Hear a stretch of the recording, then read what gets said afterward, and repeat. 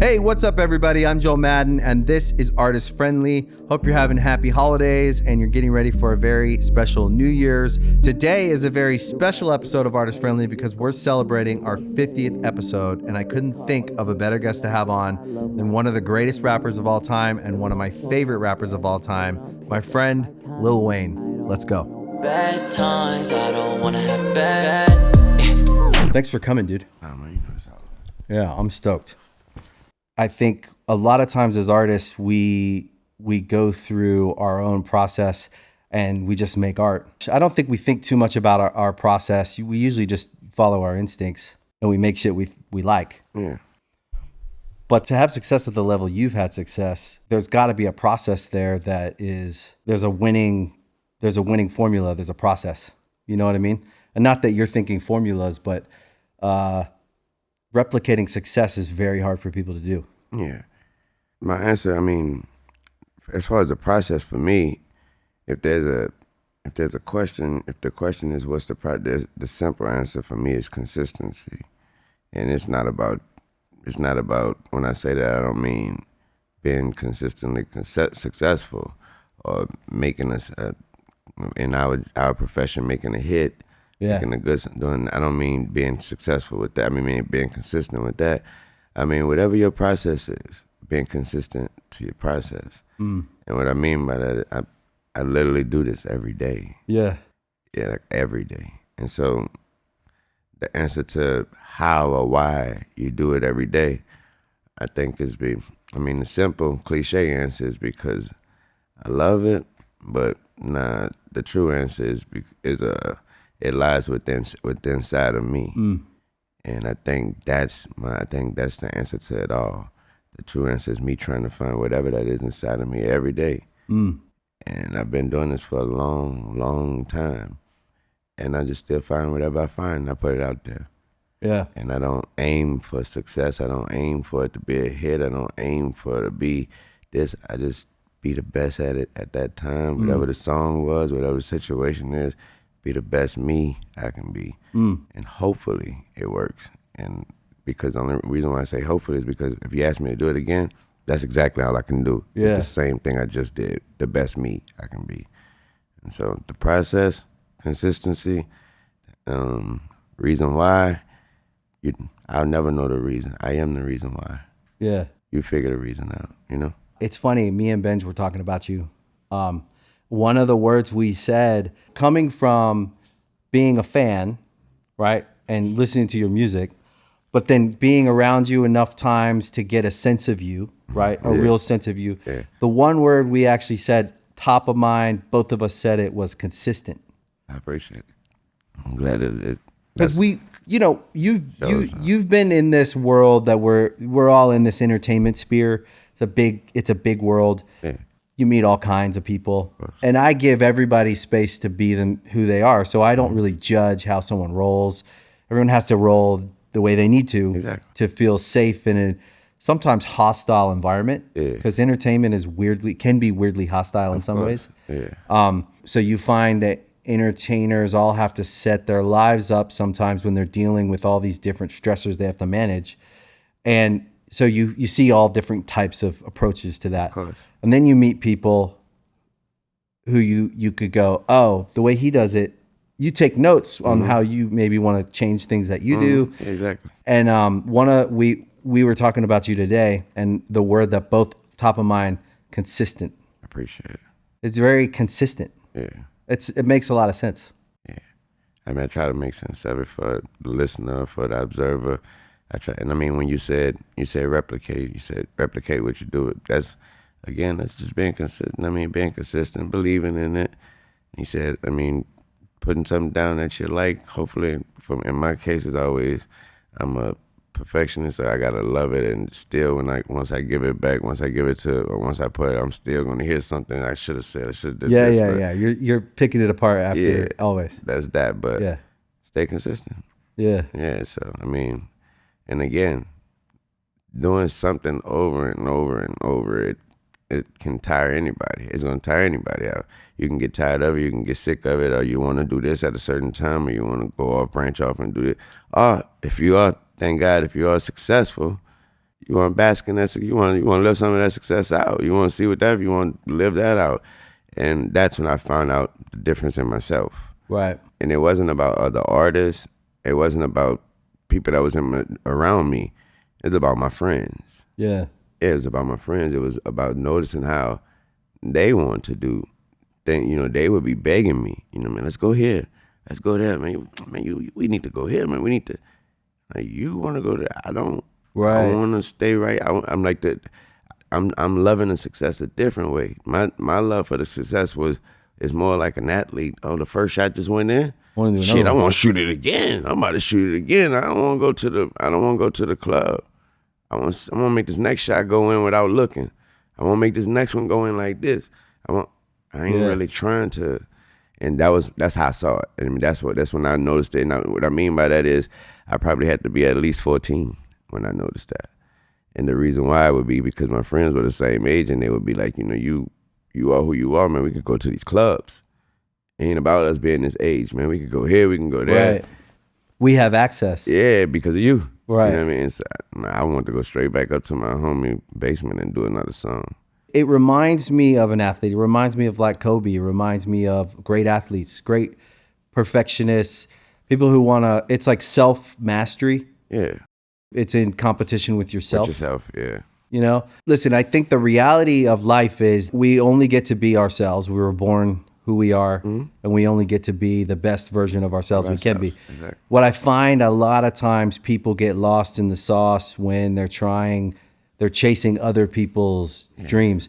And then you meet someone who's very comfortable In themselves. Mm-hmm.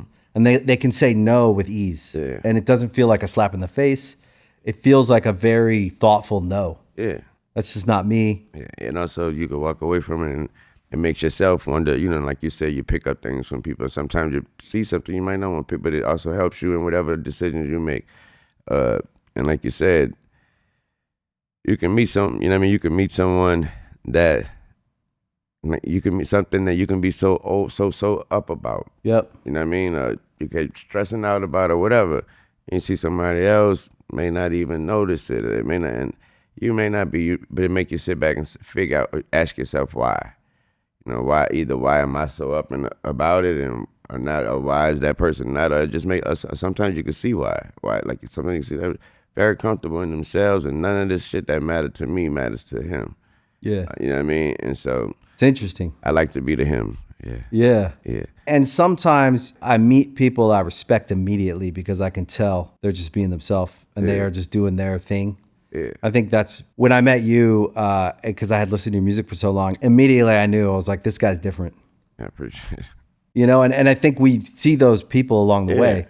And a lot of times the great people tend to be that way. Of course. Every now and then you'll kind of see something that's been constructed and And you know that it's a little bit of a house of cards. Yeah. Yeah. And then you meet someone that's great and you're like, yeah, you're different. Yeah. Definitely. So what age did you finish kind of like the school journey? 15-ish. I had just put out like around 14, I just put out The Block Is Hot, my first solo album. Yeah. Yeah. I was in classic. I was in 10th grade. And that's when my mom was like, you know, it's enough of school. It's time to get you a tutor or something. Right. Just go get your diploma or something like that. She figured out that I was only going to school because I knew I was only going to school because I was on TV every day. I just wanted to. Right. Yeah, so I really wasn't. And also, she knew my the schoolwork was, I never studied. You know, she like, you don't even, I never see, she like, you're too busy to study. You're always rapping and you're bringing in straight A's. Right. So the either the education system ain't working, or either you're a little too smart for that. So we moved on. I went to college. And you went to college? Yeah. Oh, wow. University of Houston. Oh, wow. Yeah. And of course, I got way too busy for that too. Yeah. Well, school was pretty easy for you.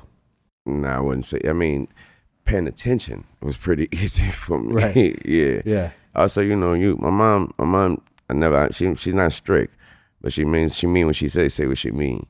And so I was the only child for a long time. I got a little brother now, shout out Samaj, for a long time. And so, you know, I listened to what she say and listened to it. So I would take that to another parent's house, a friend's house for the weekend. I would take that, listen the way I'm very disciplined. And by the time she come and pick me up, that person's parent or that brother, that person's brother or sister or something is telling my mom how good I was over there. I forgot he was here. He's so quiet and things like that. And so, they telling their kids the whole time I'm over there, you need to be more like, Yeah. you need to be more. And I hate being that kid. Now you're like, oh my God, you know what I mean? But that's why I get to listen. I mean, that's what, so when the teachers say something, I paid attention. Yeah. It was easy. I always told my friends, they're struggling in school. Like, bro, I'm not no wizard.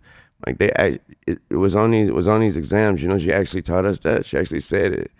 She actually told us where to find it in the book. You just ain't do it that day. Yeah. Or whatever. So it was nothing. It was just pay attention a lot. But I have a theory about that. I think emotional intelligence is a real thing. Mm-hmm. And emotional intelligence, I think, is the tool or the IQ we have when we're in a room with a bunch of people, how to maneuver through that room with as little conflict as possible. Mm-hmm.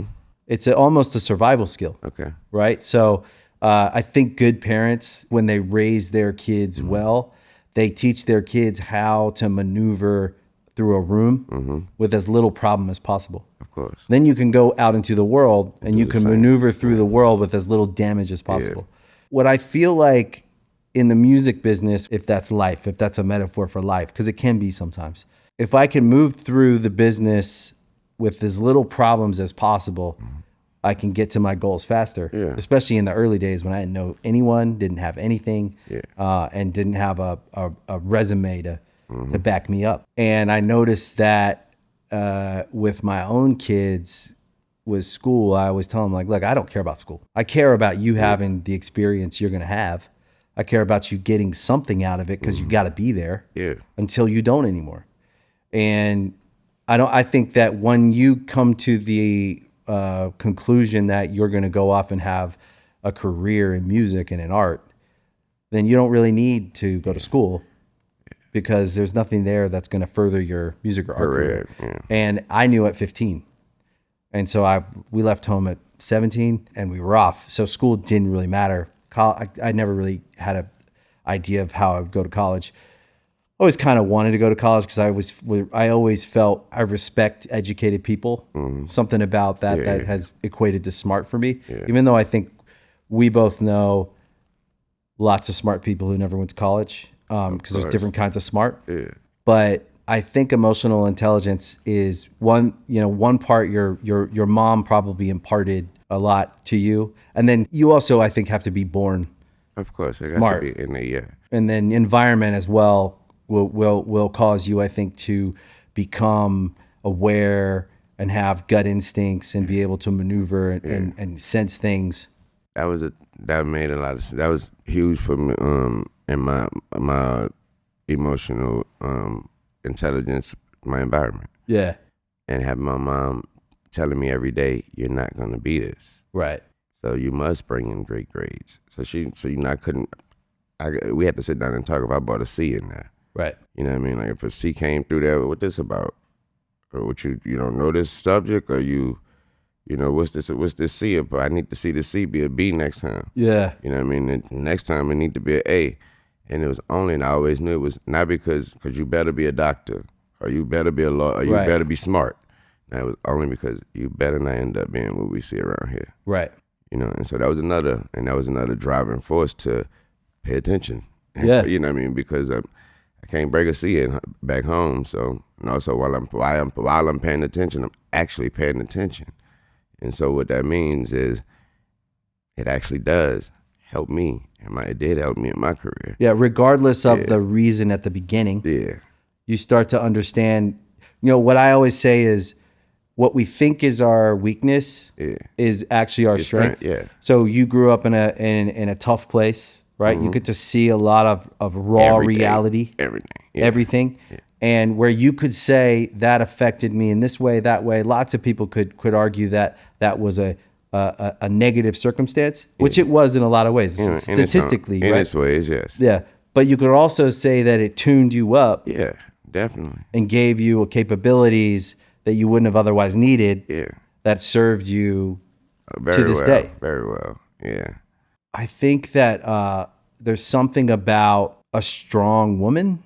Yeah, definitely. I married one. I was saying the strongest woman I know to I've been with her for 17 years. There's a reason why. Yeah. There's something about the fierce, strong nature of her when it comes to the parts of life Reality. the reality. Yeah. Reality. Yeah. That's it. That's a good word. Yeah, I already know. Yeah.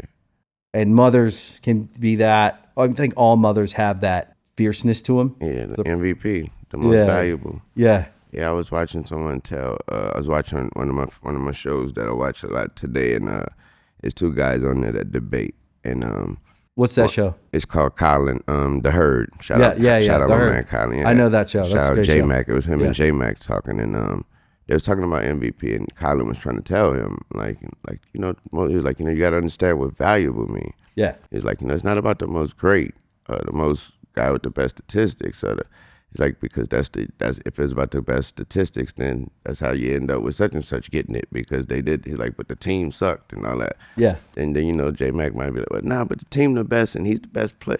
He's like, but he's not the best player on his own team. So he's like valuable. So he brought it to life. He was like, listen, he was like, who's the most valuable person in your family? He said, your wife, right? And J Mac was like, I mean, how about I make the money? You know what I mean? And he was like, yeah. I make the money. She knows what to do with it. That's right. Yeah, and that's what you say with the reality. Yeah. It's so true. Money is gas. Yeah. It's gas in the tank. And then it's also a resource. It provides, it really, I just look at it as a resource. It's fuel. We use it to fuel things. Mm-hmm.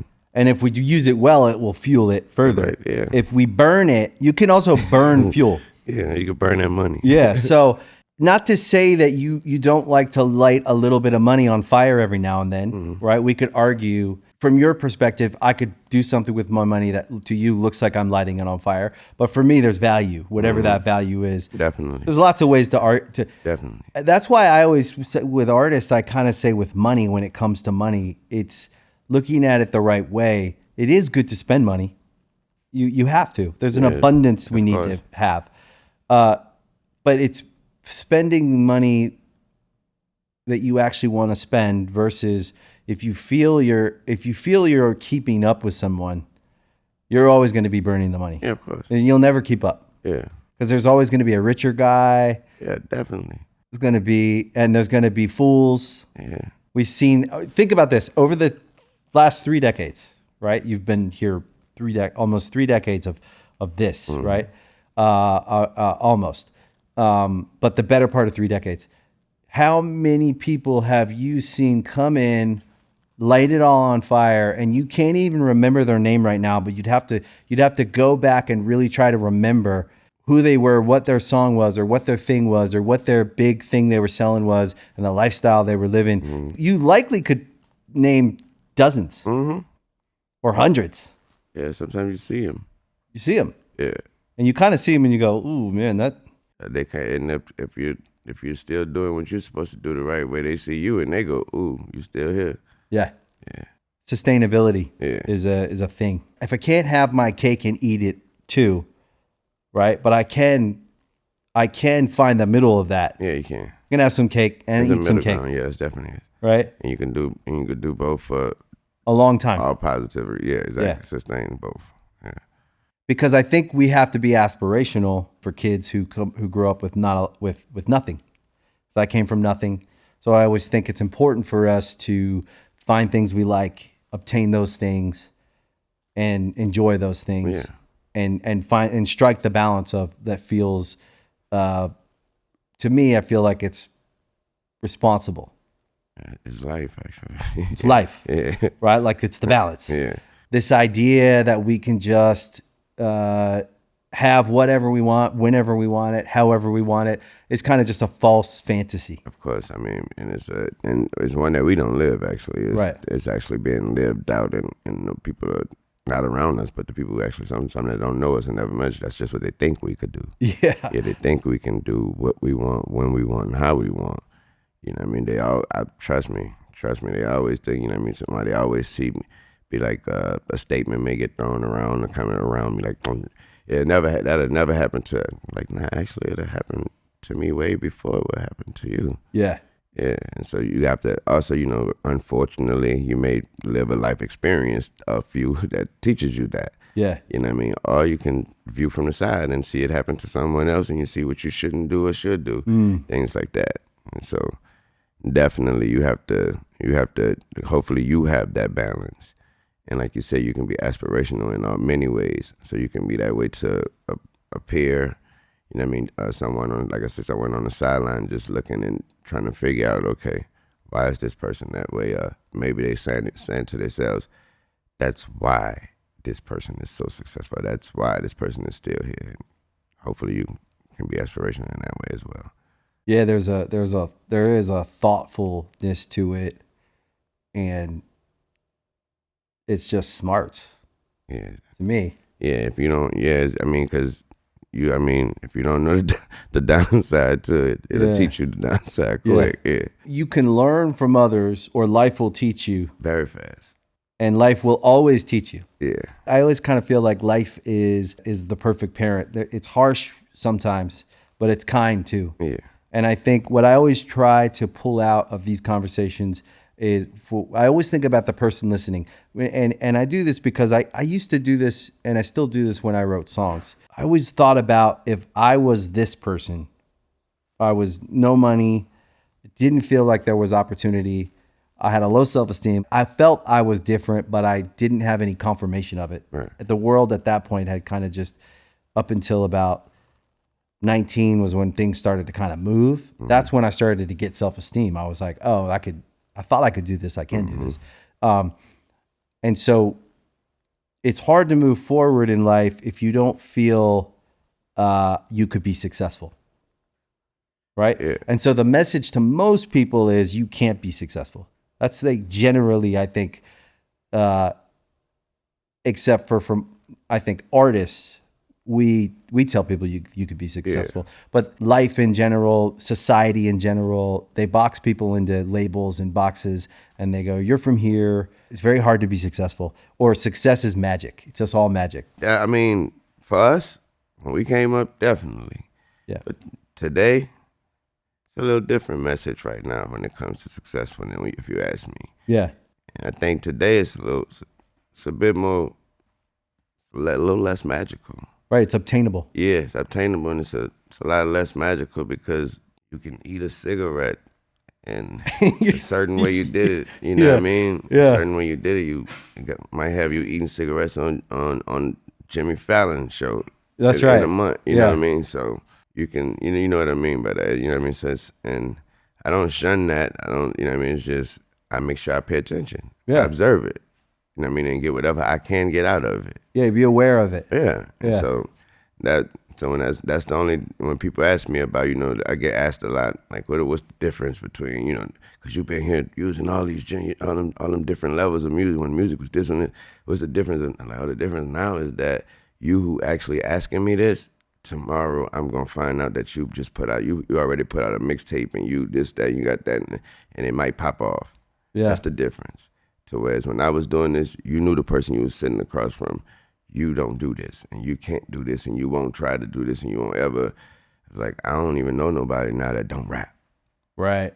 Including friends. Right. Yeah. Because all of a sudden, like you said, they all 19. They're all you at 19 feeling, oh, I can do this. Oh, I can. They all of a sudden, they getting that boost or that motivation from that, and seeing that, and they being that person that, like I told you, they becoming that person that I bet that person can do whatever they want, when they want, how they want. Right. You know what I mean? And they seeing this and figuring, I can do what I want, when I want, how I want. And that's also the danger, though, because what we know is we actually know the cost of things. Yeah. So not only do we know the cost of what they're portraying, we know that you can make things look a certain way for this much, but then to actually have it like that. To where trust me, man, sometimes I'll be looking and I'm myself, Thank God I'm who I am. I got a little something. Yeah. You know what I mean? And sometimes I be even looking like you got more of that? Like every time I see something, I'm like, I know what I don't have that to show you. That's right. Put up. That's right. I'm like, yeah, that's how I feel. So I be sometimes be looking like, because I don't even know who you are. Right. So how do you even have it? Well, you can rent. No, sometimes, and sometimes, we also know what's real and what's not. Yeah. And sometimes you can see like, God damn, who you are again? And then, and all you gotta do is they'll show you who you go check them out. They got a show coming up. The whole crowd about to sing the song back to you. What song is that?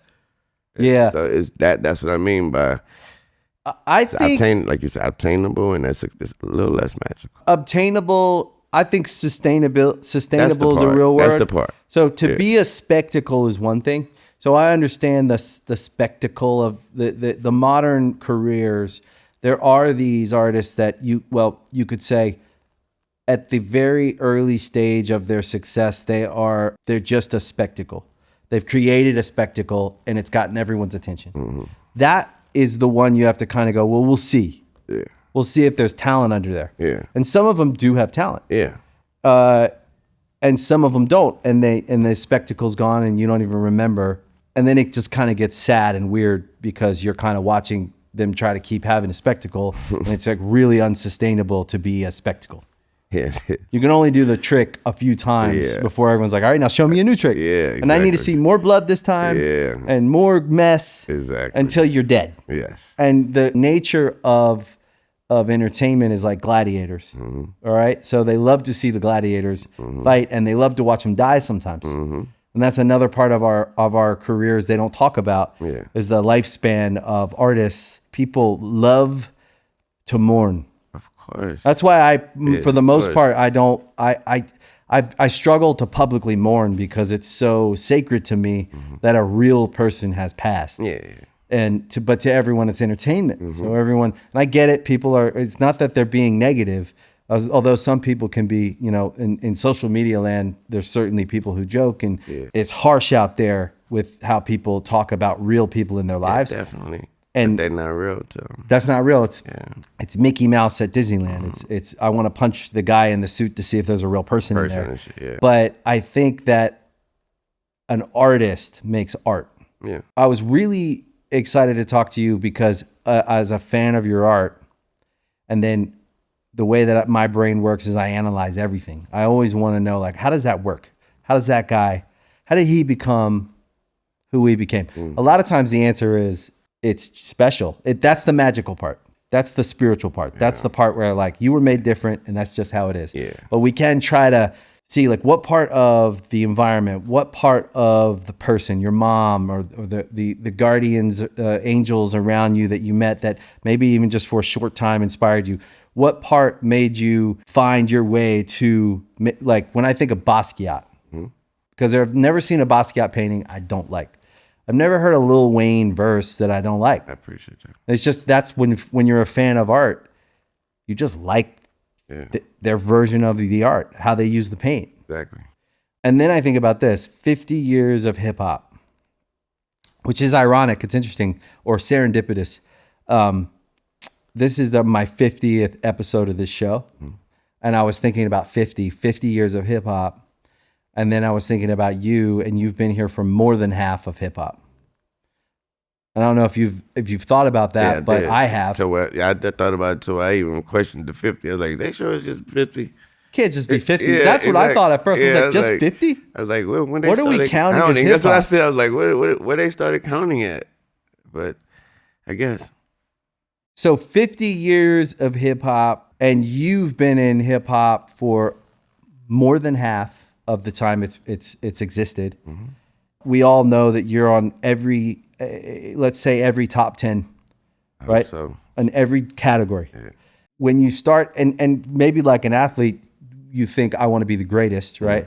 And I think that's the way we all have to go into the thing we're choosing to do is I want to be great. Of course. Was it 15 when you were like, I want to be the greatest? Or was it 21? Nah, it was the start. It was the moment because I always wanted to be with Cash Money. Yeah. And the only reason why I wanted to be with them is because they were Cash Money and they already had rappers and that was known. And they were the best. They were the best. Yeah. In my eyes, like you said to me, they were my artists. They were my favorite artists. So when I got with them, it was never a competition, but the environment was always, slim. They was, let me hear yours. Okay, let me hear yours. And then you see the reaction of if they hear one person's verse, they start talking about it in their regular day. That's how I always used to look at things. It's like, wow, and later on in the day, they might, hey, what he had said earlier? it didn't revealed itself in real life. And whatever he said or he or she said earlier then came out in life. And so I was like, so that's when I noticed I would tell myself, okay, I don't think my rhymes, they're not coming, my lyrics aren't coming. So that was the first time I noticed that it ain't how I say something, it's actually what I say. You know what I mean? So it was, I guess that was what it was. Like I said, it was no competitive nature, but it was just the environment.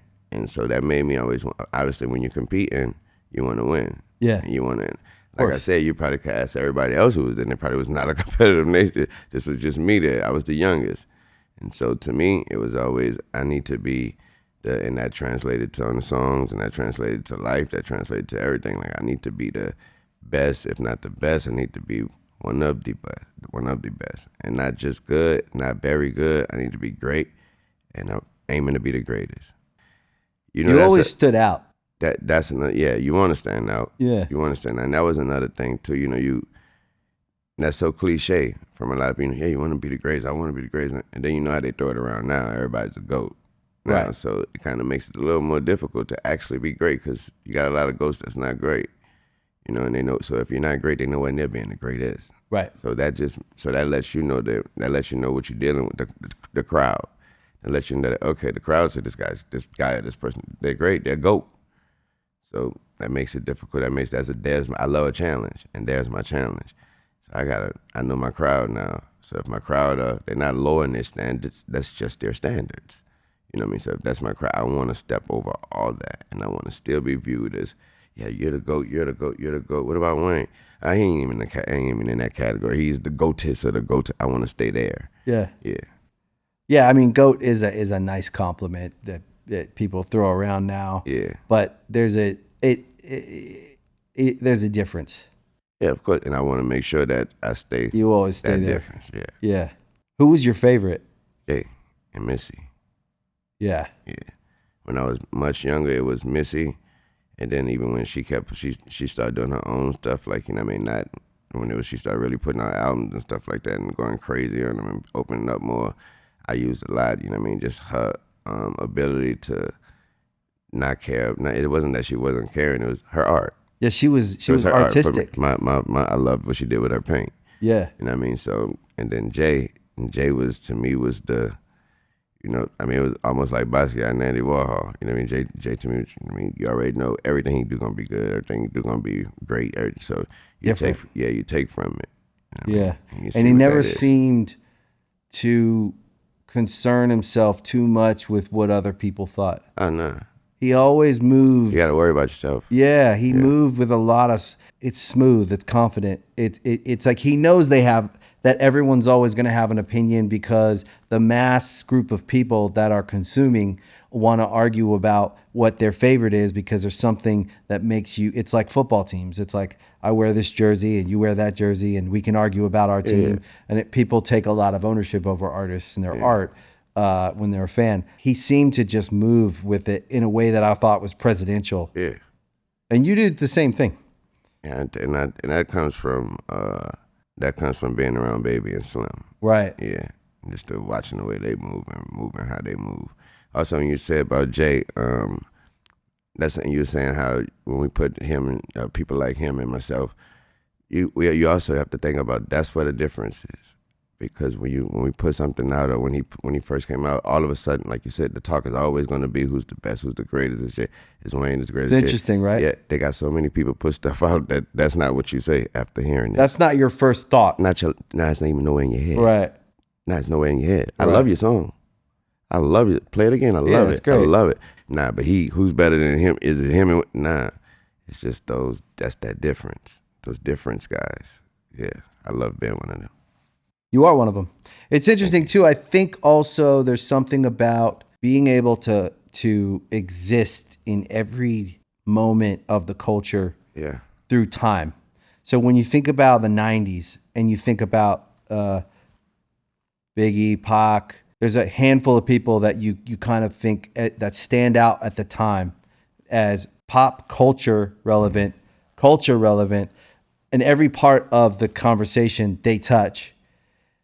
And then you go to the next decade, and you guys have been able to exist in every part of the culture through time, and there's something about longevity artistically, but then there's longevity of life. And being able to build a life that, like we talked about, sustainability and livability and being able to live and be here in a decade is a real part of success. Of course. Like, I want to live a long time. I don't want to die young.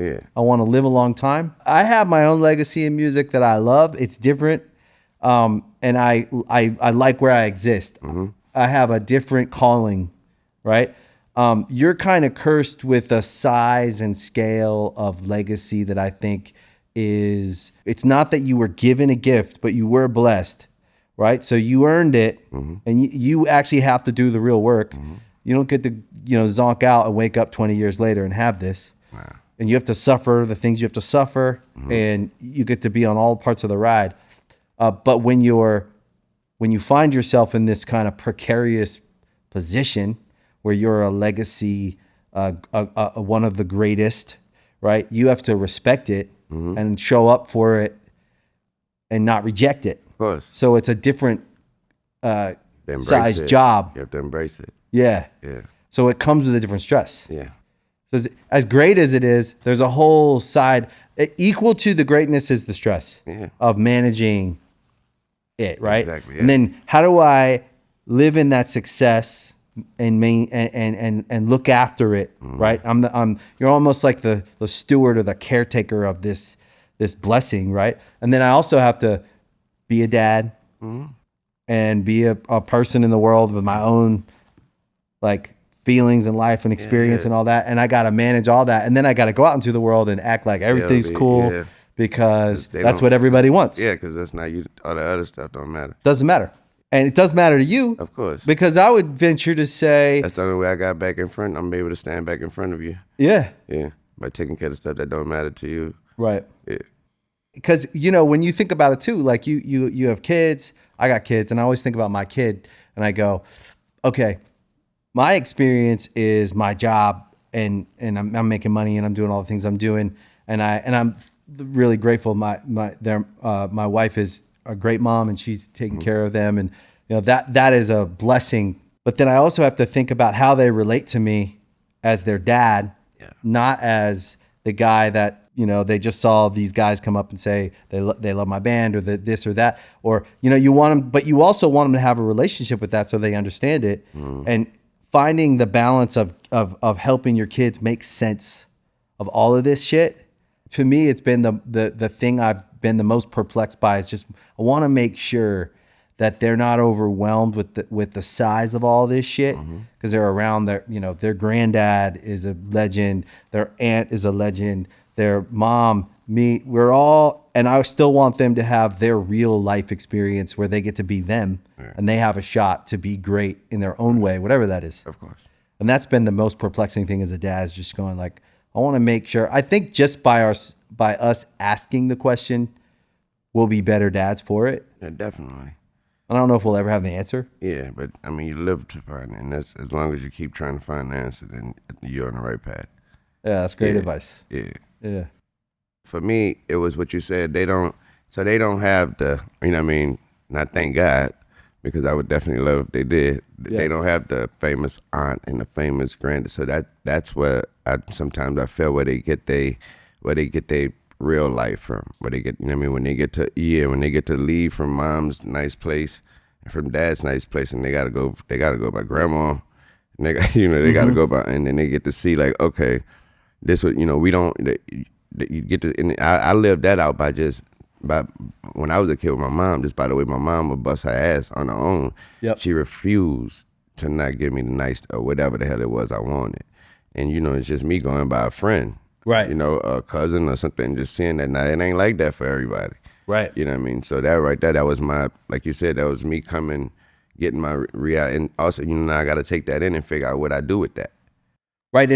It's a part of reality. Like, I don't want my kids to feel poor. Yeah. But I want them to be able to have empathy and respect for when I take them home, I don't want them to feel bad for me. It ain't even about that, it's about just reality. Different. Yeah, it wasn't even. It's just about like, you know, when you're by dad's reality is, you know, he's in there working or whatever. He might hear me argue with a coworker, you know, Right. somebody, a staff member or something. Right. That's dad's problem. That's work. Yeah, and whatever mom's dealing with. But when they go over there, they, you know, and when they come back, you ask things like, what how's little such and such? He in jail. Yeah. You know? Yeah. And you know, to where when you come around me, you might ask me, well, how's Bree? Oh, she right there. She good. She doing good. And it's different. Yep. You know, and because I'm living that, you know, so when I ask, how's such and such and how's such, well, I can't hang with him no more because he brought a gun to school. You know, Right. you know, so it's like, what? You know, so you got to, like, so that's just, but I remember what I mean by them is, by that is being able to tell me just like that. Right. And understanding, knowing, and not having a question after it. Yep. You know, not being, why? Why did they do, why did this, it's because they already figured it out. And that's because, you know, they got that balance. And that's, they figured they meet in that middle, and they having that cake and eating, and they figuring and they knowing how to meet that middle ground with that cake. It's always about the middle. Yeah. In the middle, we can't have some and eat some Yeah. and keep some. You got to figure out. You got to figure out the balance. Keep it going though. And that is the truth of life. Is reality is complex and it's like layered, and nothing is as simple as it seems. Of course. There's always complexity to everything. Yeah. The reality. That's probably the best word. The reality of me and Nicole being your mom and dad. Mm-hmm. It is cool. Mm-hmm. And then there's also complicated, complex things as well. Yeah. Right? So that's just the truth. Them know how to navigate it all. And then you talk about it, you figure it out. Some shit you don't talk about until later. Some shit. Not so you trust them you trust whatever it is inside of you. You know, whatever it is. Yeah. You trust that's inside of them, and they'll figure it out. And that's, at the end of the day, you also, I mean, when they could get to a certain age, you depend on them. Yeah, you do. You depend they on tell that you the little, truth. you depend on that knowledge that they have, that like you said, that blind intelligence. Yeah. You know, from being just, you know, you don't even know you just helped me, but you don't even know you just, you know, because you're innocent. There's an honest, innocent, yeah. Yeah. It's an innocent, honest reaction, and they tell you exactly what they think. Exactly. Without filtering it or making, because what Kind of happens being in like- our line of work, Kind of being like when you right? when you In go our to- line of work, when you go to Asia or when you go to like China or something, they don't know that they being rude by telling you fat. yeah, or like Germany, they're like, you've gained weight. Yeah. Oh, tell us, why have you gained weight? Yeah, you're like, exactly. damn, you German, Yeah. They you're wanna the take a German picture with you interviews. because you're too tall. Yeah. You know, stuff like Yeah. that. Yeah. Yeah, it's funny. There is something about that. That's why kids are so great. I saw a clip of you and your son, Cam, Yeah. courtside at the Lakers talking. And I thought it was one of the best father-son clips I've seen. I think we all are interested in how other people navigate parenthood, because I think growing up, I didn't have a model. So I tend to always look for models for like good dads that feel real. It feels like they're not putting on a show. They're actually just a good dad. They love their kid. I constantly look for people out in the world when I notice people parenting whenever I do, because I'm always questioning, like, am I doing this right? I feel like I'm a kid. I don't feel like I'm the adult here. Right. Sometimes. Sometimes, yeah. And I think sometimes that's good. Yeah. But I saw this clip of you guys, and it was cool. It really felt like two friends watching a game and enjoying it and just for sure. chopping it up. It was like a little glimpse into a picture of fatherhood that I thought was purely good. Yeah. I That's thank good. God for those moments too. Trust me. It's an accomplishment. Yeah. Yeah, definitely. And I mean, you'll be able to see pictures of me and Cam courtside for over the years. And the kid, he knows so much about sports, you know, and he so much about it. Everybody know I love sports. So just going to a game, you know, it's been different over the times.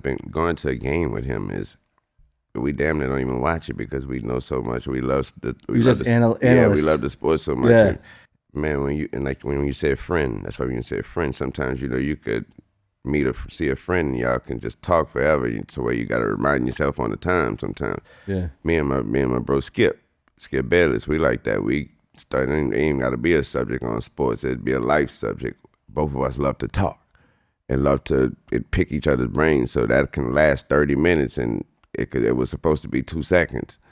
So something like that. And that's Cam and I, as well as the rest of them. Can you find something? You find that with each kid. With each kid, you have your thing. You find that with each kid. Y'all have you have that that moment. Yeah, it's like down with them, and you have that in each way with them all, because they all are different. Yeah, it's like your point of connectivity is usually around something you both love. Yeah. And with each kid, I know with my daughter too, it's the same thing, but it's different with her. It's usually our opinion on some music or some clothing. Yeah, or some I was just about to say fashion for me. Yeah, something like that. And then with my son, it's sports, and lately it's been video games. I've been playing video games with him. That's been cool. Yeah. It's cool. Yeah, Kids are teachers. I play video games with them too, yes. Which game do you play? I play a bunch of sports games, but cool. They know only sports with me. Yeah. You love sports. Yeah. You could be a sports announcer if you want. wanted Easily. To be. Yeah. Easily. Yeah. And I would also aim to be great at it. So. Probably be a coach too. Yeah. That part too, but I think I'd be too in love with it that I think I'm not sure if my confidence level or my motivation level will be too over the board, right? Because I love it too much. So, and of course, when you hate, I would hate to fail.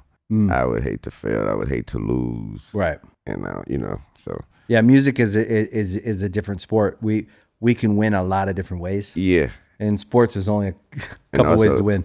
Also, sports have rules, right? And sports, and what we do doesn't. It's art, like you said. Give me my canvas, give me my paint, and it also, when you said about you didn't ask it, but you were saying about how I lasted through the different decades and styles of music and all that. And when at any given time, I could have went the route music was going, and those ways, those ways die, and then the new route start. And if you are on one of those dying ways and dying routes, you might, no matter how new you want to be, you could have died with it. Something I never did. I never done that. So when people always ask this question, like, what are you listening to now? I swear, bro, you can go with it probably 20 years ago, and my answer's always the same. It's because, obviously, if I'm answering it's the same, it's because of the truth. I don't listen to no one. I'm too busy listening to what I just did and depicting it and trying to figure out what I shouldn't have said or what I shouldn't have. Literally, bro, I would not lie to you. When I hear something, I literally would live for this moment too, because it's my moment to hear something different. It's when I was driving when I lived in Miami, and I was driving. I ain't need no chauffeur, nobody, no Sprinter, nothing. Driving my own cars. Right. Is when you first get in the car and you cut it on, and whatever's on the radio is on. That I used to dive. I used to literally live for that moment, because the only time I hear something else, and it's so new to me. I'm like, what is this? Is this the biggest song in the country? You don't even know, like, it's number one song in the country. Food, that's what it is. But with that said, is what I would do is what I'm doing with my art is I'm in there, and I'm that guy that's in whatever warehouse he's in. He don't come out, so he don't know what the hell's going on in this world. Right. But when he open that little shade garage up or whatever, and he come show you the art, they put it to whatever's going on to whatever, and I make sure that I not told him that I used the term the other day, man. I'm just shooting my shot every time and hoping is valid, hoping is relevant, and my confirmation to myself is your reaction and your love or your like or dislike for what I'm doing. That's my confirmation that I probably need to stop, or are you waiting for the next one? Yeah. And thank God they still be waiting for the next one for me. So. Well, you're one of those. And so what I try to teach them is that's a sacrifice that you have to take. It is. You can't listen to everybody else. I'm sorry. You can't do what everybody else is doing. I'm sorry. That's the sacrifice you have to make if you believe in yourself and your art. And the success from it, if you want to find out, well, if you're making that sacrifice, then what can I do? What I'm doing. You know what's Being interesting? A great father and figuring out this middle ground. Yeah. Yeah, that's what That's what I'm doing with this sacrifice. You know what's interesting is probably why you enjoy sports so much is because you can. Yeah. Think about this. I know what you mean. Because you've committed your life to music. Yes. Right? You are music, Yeah. essentially, right? You live it. Yes. So it's a life of like servitude almost to the music, to the art. And this might sound dramatic, but hear me out, okay? Because I can be a little dramatic because I like to wax. I like to think in philosophical terms because I like for people listening to try to get an idea of something that they can take and apply to their own craft. Right? Maybe their craft is cooking or they're making their brand, or they're trying to build something and be great. Yeah. They need to aim upwards, and you are up. Okay? Your life is one that is up. And that is decades of work, of commitment. There's all the reasons why it is, but it is. The reality is that the aspiration for if someone's starting out in any avenue to have success, to go forward, they have to aim up. Yeah, you got to. And they have to believe that it can be done. Yeah, the belief part is right. Yeah. And so what's the point? If we don't believe we can have success, we are not going to go forward with and actually try, like really try. Yeah. I believe that what we do with music and then us being able to have a conversation about it actually does give the world a conversation to listen to that is good. And someone could be listening to it and it could change. Let's say helpful. Helpful and change an idea they have. So to think that you've committed your life to making your art has basically eliminated the idea that you can ever listen to something in a consumer type way and just enjoy it and just go, oh, this tastes good. Yeah. If it was food, if the metaphor was food, you would taste every ingredient and you would know exactly how much they put in, and then something would bother you and you couldn't enjoy any food. Right? Yeah, I get it. So with music, not only will it cloud your ability to be clear and convicted, it will fuck with your process. So you've had to protect your process to just create. So you go to sports and you can actually watch and root for a team and they can lose and you can be like disappointed, but you can live and you can actually consume it. I can't live when the Packers lose, but go ahead. Yeah. So did they win this week? Yeah, they did. We beat the Chiefs. Yes. That was a good win. Yeah, it was a very good I actually watched that. I forgot though. And we had beat the Lions on Thanksgiving too. Yeah, you did beat the Lions. Yeah, we did that. Eminem wasn't happy. He wasn't happy about that. Yeah, I love Eminem. I'm sure he wasn't. It makes a lot of sense to me why you love sports. Because you got to love something. Yeah. Because you bring that. This is the other thing is, I noticed it. I've been around you a few times now with people, whether you want to or not, you've been in people's lives for decades. So when they're around you, there's a sense of like total joy they get. Like they're just geeking out because they have so many, you don't even realize how many life moments and memories you're tied into. Yeah. And when you think about, it's likely hundreds of millions of people that your songs, multiple songs, are connected to key moments of. Trust me, when you were told, it's when you're told by them. Yeah. You know what I mean? And I had a very unique moment in my life that I was able to be told in a different way. Okay. Because you and I, we both, do the same thing. I'm sure, people run up to you and sometimes they tell you, not even run up to you. Sometimes you meet somebody and they just tell you, man, that song you made got me through this. Sometimes you don't, you hear them, but I was able to see that through letters when I was locked up. You know what I mean? So when I got locked up at the height of my career. Yeah. You know what I mean? So those letters that came in, and it was so just by the amount, plain and simple. We had to, me and the prison, we had to form a process to where you only could get, we'll give you the mail on a Tuesday, and we got to give it back to your people or something, because it would be a fire hazard in my cell. There's too many. It was over 10,000 a day. Wow. Yeah, so it was like, so without, and just for family members and stuff, I would have to man, don't even write me a letter, man. You know what I mean? Like, because if you got to send it in a different type of envelope, or you got to do this, or something, I mean? So because I would let them know it comes down to me. It's just pinball for me now. They bring 2 garbage bags in here every other day, and I just whichever one I want. But it became now I'm sitting in the cell. I ain't got nowhere to go. And you're not catching me walking to a stage or walking off a stage or walking in the mall and can't talk. No. I can't do nothing but sit here and read this letter and pay attention. And one thing about writing a letter, that's one of the purest forms of showing whatever it is, your expression. Not sure who knows it or if you know it, but it's one of the purest forms. That's why back in time and all that, we try to figure it out to say, look what we saw, it's still one of the purest forms. And when you come down to this day and time, to have someone write you anything means a lot.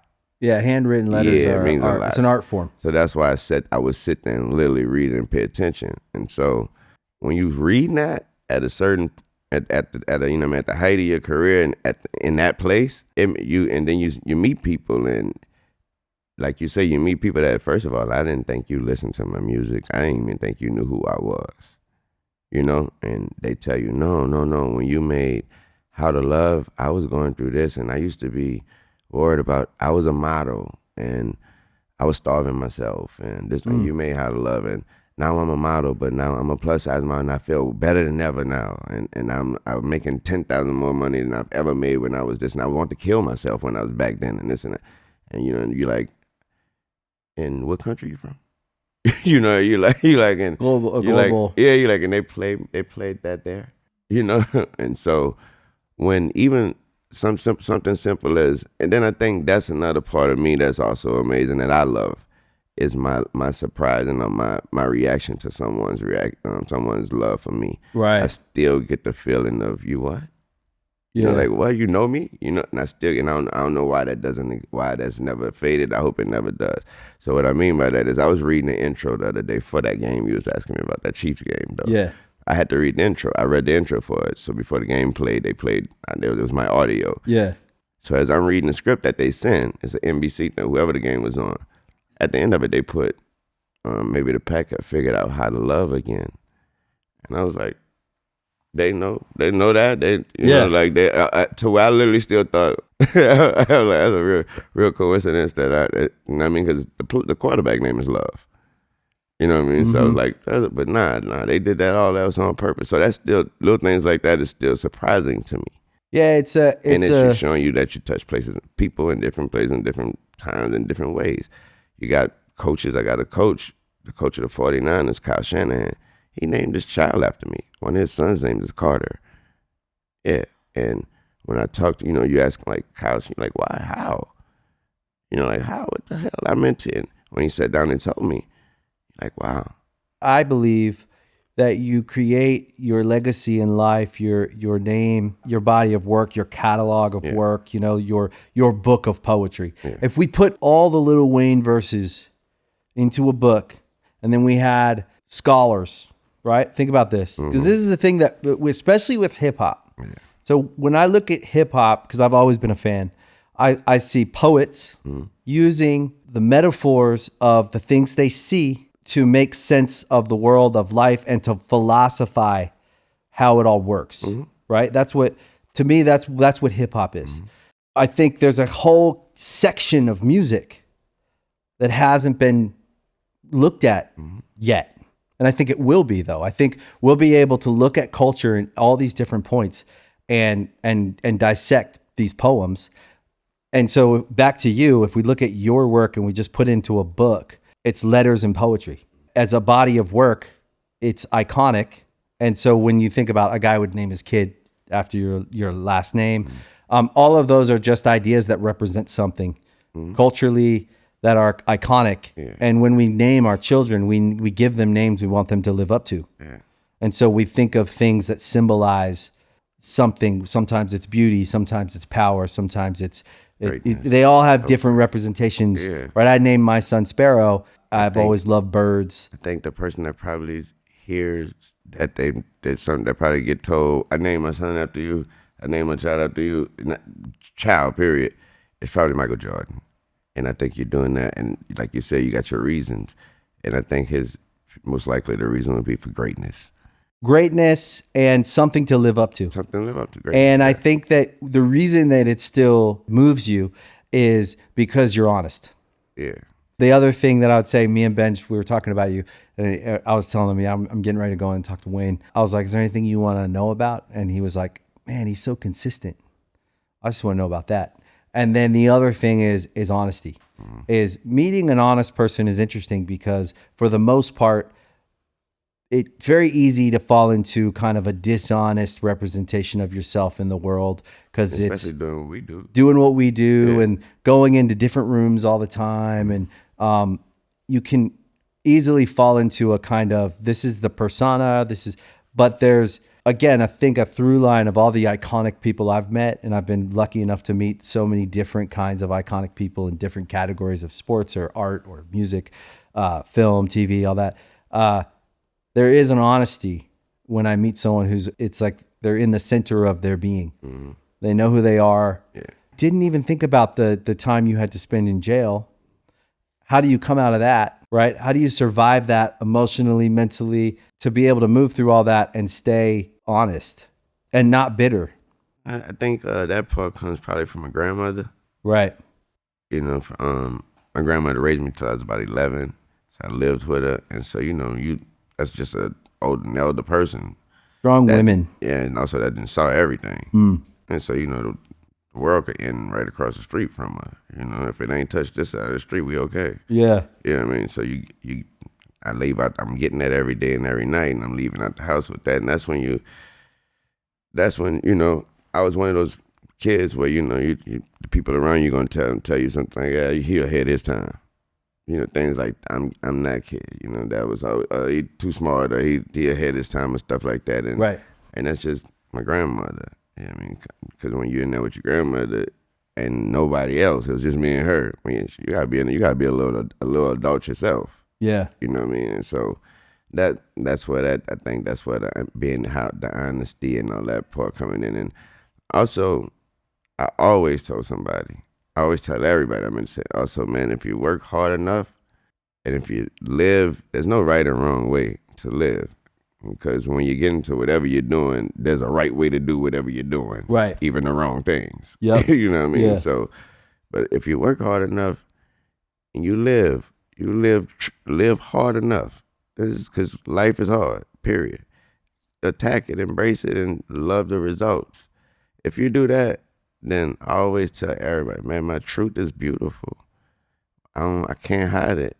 And so that's why I'm honest. That's why I give you the truth.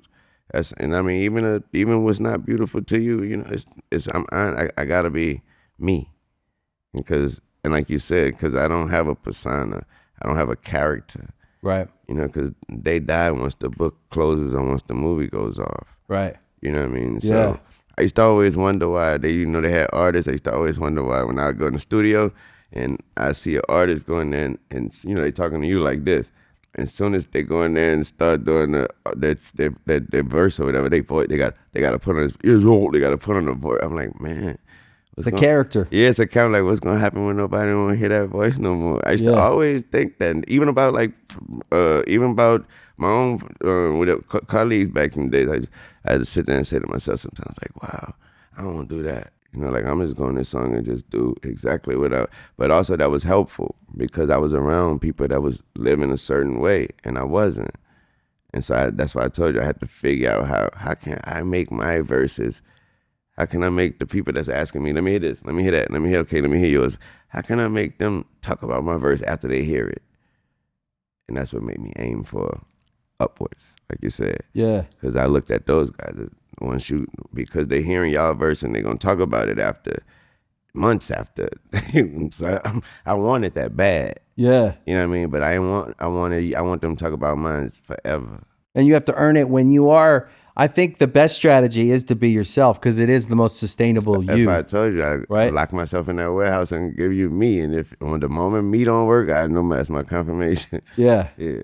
Also, I think there's got to be something about the competitive environment you were in with Cash Money that forced you to find those answers in real time. Yeah. Right? I can imagine, and I don't know Baby and Slim, but they struck me as really, I guess the word would be determined, Serious. serious, a little intimidating from outwardly. Intense. Right? I'm sure there was probably a lot of camaraderie there. It was probably a really fun place at times, but it was probably also really edgy and No, it was never edgy like that. It was just the where we all came from. right. And you know, that was the edge at all times. Yeah, we're getting it after it. Yeah, always. like just period. Just, you know, the people that would be around, you know, you would know that they dealing with a lot.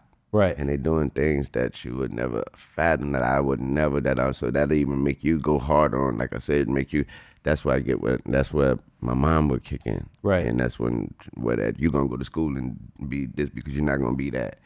And so now that's kicking in, and when I'm around Baby and Slim, because now the people that's around me, they really this and they really that. He's really a this, he's really that, and I'm getting now I got him. That's my decision. Do you really want to? Are you really?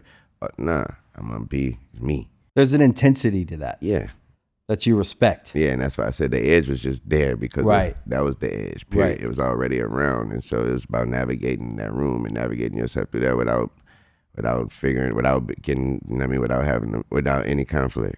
But it's kind of almost like it sharpens the blade. Yeah, the blade still sharp still. And you come out of that, and it's kind of like, what could really shake you when you came up in that school? Yeah.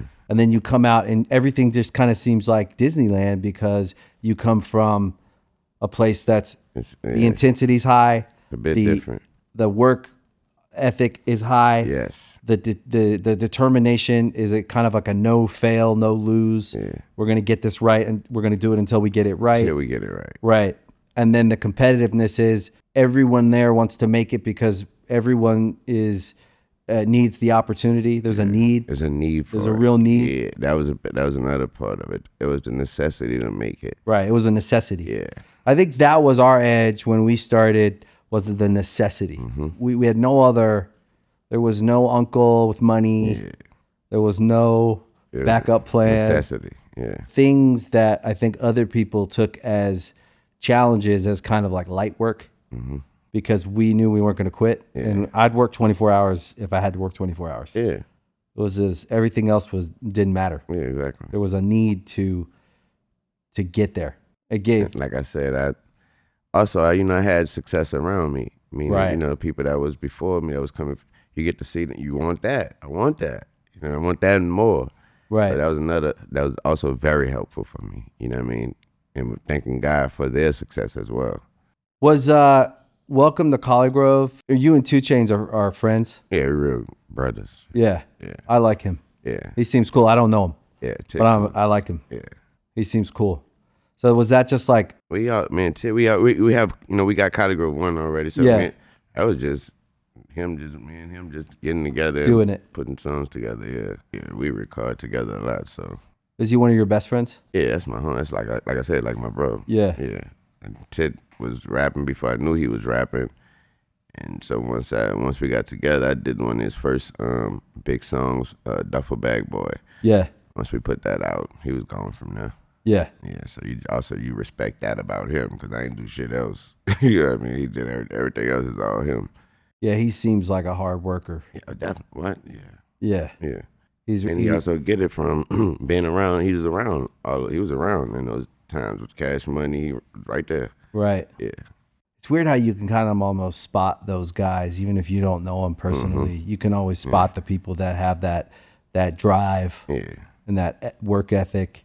No matter when they got whatever song it was where they got on, you know, the decade before that of work they had to do. Mm-hmm. You can almost feel it when they rap. Yeah. It's crazy. What's the next thing you're working on? Right now, working on, of course, the Carter 6, about to put that out. And got so much stuff outside of the booth that I'm working on, you know what I mean, that I gotta take care of, that I'm learning to approach that. I mean, I'm loving every opportunity I get. Yeah. And so doing that, but other than that, as far as music, man, everybody know I work every day, so I don't even be having a reason with the song going on. I just do songs, I just do music. helping my artists, doing things for them. And of course, you already know I walk in the studio with 5 features to do every night. So Yeah. I'm doing features all the time. But other than that, and of course, I got something coming before Carter 6, probably not mixtape, probably not, something like that. Yeah. You know, when you think about Young Money and how long it's been around, that's another thing is like, you always forget this is the power of being culturally relevant now. You almost forget until you think about it or you look at it, how long something's been around. Yeah. It's because Young Money it feels so right now. Yeah. But then you think about it and you're like, oh no, it's been around through 2 decades. It's going to be coming into. It's crazy how well that Young Money's done. Thank God. Yeah. Thank God. Yeah. We should make some rock music. Yeah, they told me about the idea and stuff. Yeah. I want to set everything. We're gonna send you some stuff. Let's go. Because that when we reworked Millie, we were like, oh, we got to do some stuff. Man, let's go.